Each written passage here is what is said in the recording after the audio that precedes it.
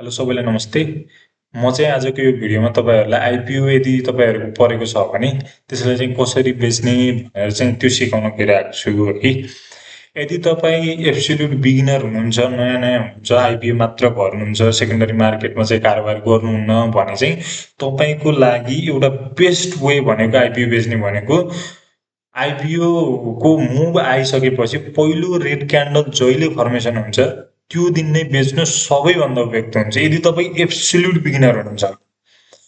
यो तपाईँको रुल चाहिँ अरूलाई चाहिँ लागु नहुन सक्छ, किनभने केही समय मार्केटमा भिजिसकेको मान्छेलाई फरक स्ट्राटेजी हुनसक्छ भने कहिले पनि मार्केटमा नभिजेको जस्ट आइपिओ मात्र भर्ने मान्छेको लागि यो स्ट्राटेजी एकदमै राम्रो हुन्छ। तर यदि तपाईँ केही समय चाहिँ मार्केटमा भिजिसक्नु भएको छ होइन, अलिकति सप्लाई डिमान्ड यताउति सेन्टिमेन्ट एनालाइसिस तपाईँको नेप्सेको एनालाइसिस तपाईँले एक हिसाबले गर्न चाहनुहुन्छ भने चाहिँ तपाईँको अप्रोच फरक हुनसक्छ। त्यही भएर तपाईँले त्यो ठाउँमा चाहिँ तपाईँले सधैँ पहिलो रेड क्यान्डलमा त्यो स्टक नबेच्न पनि सक्नुहुन्छ कि यदि तपाईँ केही समय चाहिँ बिताउनु भएको छ मार्केटमा भनेपछि।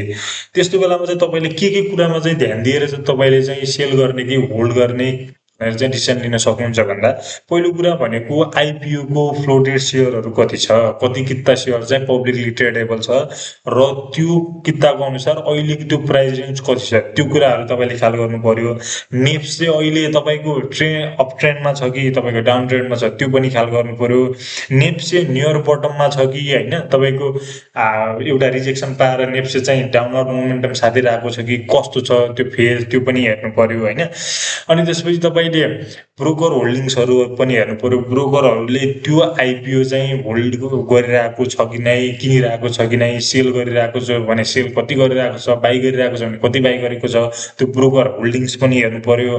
ओभरअल आइपिओको चार्ट हेर्नु पर्यो, क्यान्डल्स हेर्नु पर्यो। कहिलेकाहीँ कस्तो हुन्छ भने तपाईँको बढिरहेको मार्केटमा यदि आइपिओहरूमा चाहिँ एउटा डोजी टाइपको क्यान्डलहरू चाहिँ फर्मेसन भएर साइडवेज गएको छ भने त्यो केसमा तपाईँले सेल नगर्नु पनि सक्नुहुन्छ, किनभने त्यसले इन्डिसिजनको एउटा सङ्केत गर्छ होइन। त्यसपछि फेरि अर्को मोमेन्टम पनि सार्न सक्छ।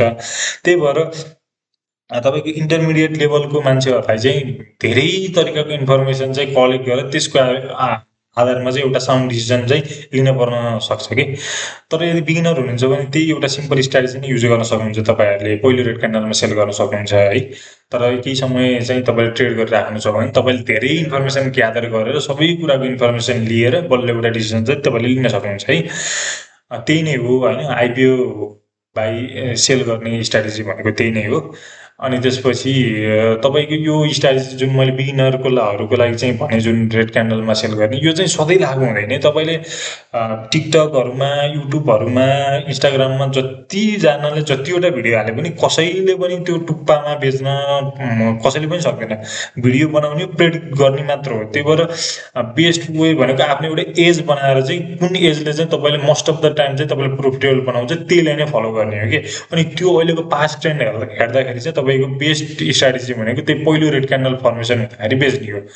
अनि त्यसपछि त्यो गऱ्यो भने जस्तै तपाईँले कति मोस्ट अफ द टाइम कस्तो हुन्छ भने तपाईँले रेड क्यान्डलमा बेच्नुहुन्छ, त्यसपछि फेरि मार्केट चाहिँ आइपिओ चाहिँ फेरि पर्दैन जान्छ। त्यो कुरामा तपाईँले रिग्रेट मानेर कामै छैन, किनभने तपाईँ बिगिनर हुनुहुन्छ कि तपाईँले त्यो मार्केटमा समय दिनु पर्यो, बुझ्नु पर्यो कसरी चलिरहेछ, के भइरहेछ, होल्डिङ्स के कति भइरहेछ होइन, त्यसको फ्लोटेड सेयरहरू कति छ, अनि त्यसपछि त्यसको एक्सपेक्टेड रेन्ज कति हो, फन्डामेन्टल कस्तो छ, धेरै कुराको इन्फर्मेसन चाहिन्छ त्यसको लागि कि तपाईँले त्यसमा समय चाहिँ त्यति दिनु सक्नु पर्यो। यदि समय दिन सक्नुहुन्न भने चाहिँ तपाईँहरूको लागि बेस्ट स्ट्राटेजी भनेको त्यही नै हुन जान्छ कि। त्यो भएर चाहिँ अब तपाईँले बेच्नुभयो फेरि आइपिओ बढ्यो भने चाहिँ त्यसमा दुःख मान्न पर्ने कुरा कुनै केही पनि छैन। तर यदि तपाईँहरूले चाहिँ ब्रोकर होल्डिङ हेरेर चाहिँ तपाईँको हल्का एकुमुलेसन देखिरहेको छ होइन, राम्रो एउटा सेटअप बनेर चाहिँ फेरि अप ट्रेन्ड समय राखेको छ भने त्यसमा फेरि रिबाई गर्न सक्नुहुन्छ होइन। किन तपाईँले लसमा बस्न परेर फेरि तपाईँले राम्रो सेटअप देख्नुभएको छ त्यसपछि फेरि इन्ट्री गर्न सक्नुहुन्छ। त्यही हो आजको भिडियोमा चाहिँ। त्यही भएर चाहिँ राम्रो तरिकाले ट्रेड गर्नु होला।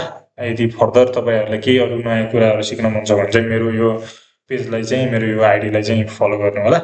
त्यही नै भन्न चाहन्छु। आजको लागि चाहिँ यति।